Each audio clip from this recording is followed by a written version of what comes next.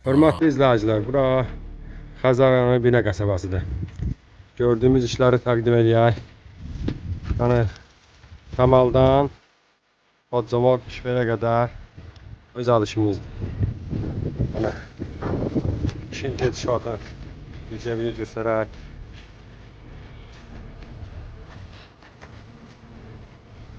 Aşağıda olan görüntüsü de işverin. Yanlar olan görüntüsü. Örgülər, beton. Havuzda öz alışımızdır. Bir de arka taraftan görüntüsü. Nəzərinizə çatdıraq ki, kütqat 8 manat, işverin kvadratı 8 manat, beton kəmər işi 18-20 AZN, təhqiqat 6 AZN. Ama bu evin içərisi biotopludur, hamam tuvalet, kutlası, calı ve bir otağı. Yani gördüğümüz işte hamısı göz qabağında.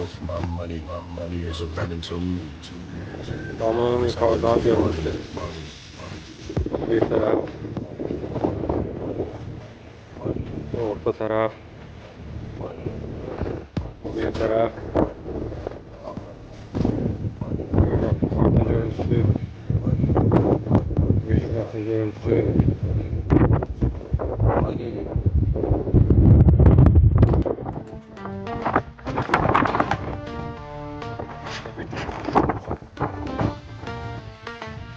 Burada Xəzər rayonu Binə qəsəbəsi.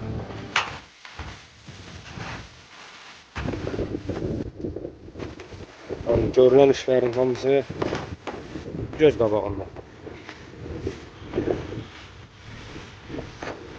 Orada aran alın. Sağ olun, xeyirli uğurlu olsun.